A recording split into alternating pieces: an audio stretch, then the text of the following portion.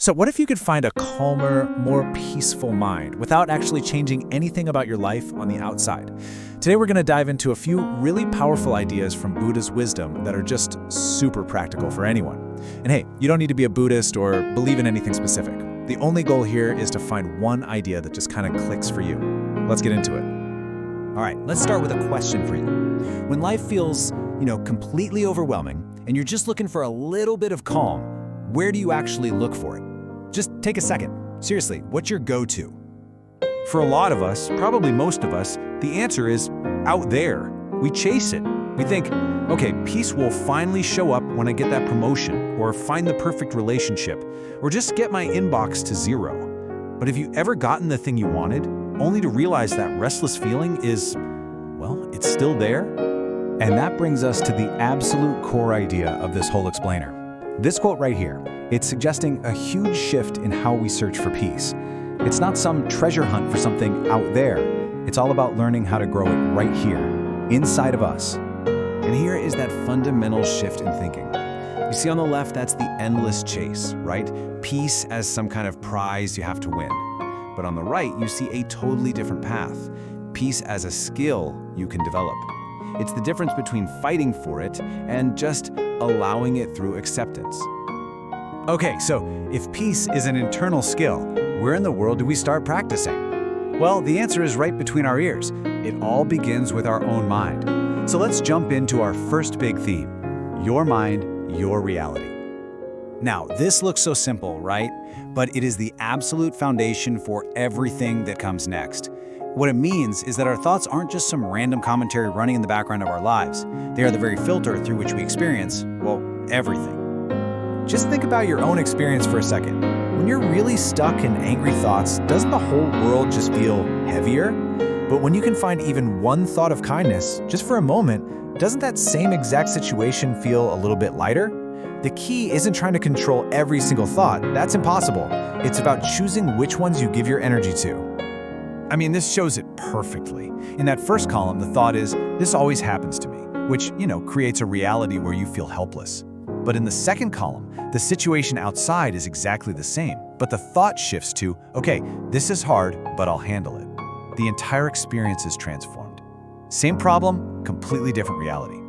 So that leads us right into our second huge idea, the incredible freedom you get from letting go. And this isn't about giving up. No, it's about reclaiming your own peace of mind.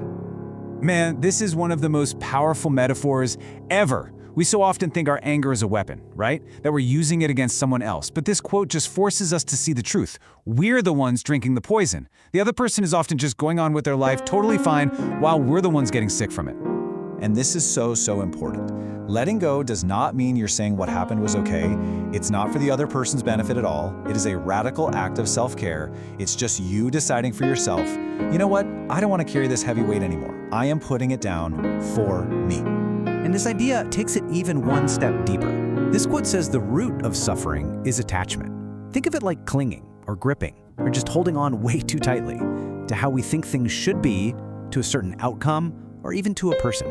That white-knuckled grip is where so much of our pain really comes from. Let's make this really concrete with a classic metaphor. Just imagine you're at the beach, holding a big handful of sand. And that sand represents anything you're desperate to hold on to. A relationship, a job, your idea of the future.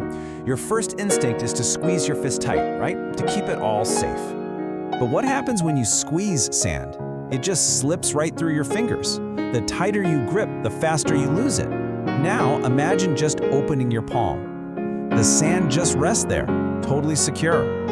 That is the essence of letting go.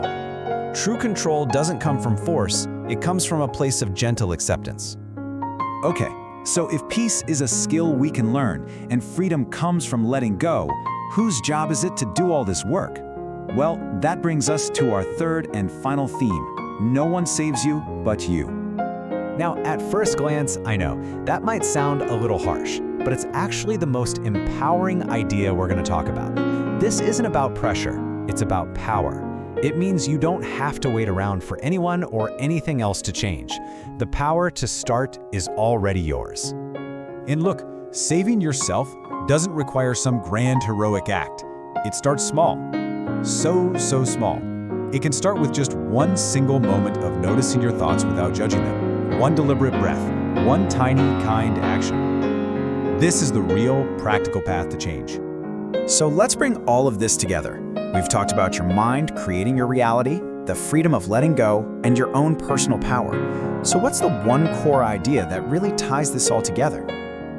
This quote, "This is the glue." It says that who you are right now is a direct result of your past thoughts. But here's the really powerful part. That means your future is being created by the thoughts you are having right now in this very moment.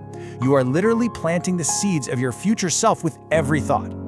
So as we wrap up, I just want you to ask yourself, of all the ideas we've touched on, that peace comes from within, that holding anger is like drinking poison, that you are what you think, which one of them really stayed with you? Which one feels true for you right now in your life? Whatever idea just popped into your head, that's your starting point. You don't need some 10-step plan or a dramatic life overhaul. Honestly, that's just overwhelming and usually leads to doing nothing. The wisdom here is so much gentler than that. You don't need to master everything we just talked about. Just take that one idea that felt true to you. Treat it like a little seed. Nurture it. Come back to it when you can. Because from that one small seed, a more peaceful mind really can grow. And that is more than enough to begin.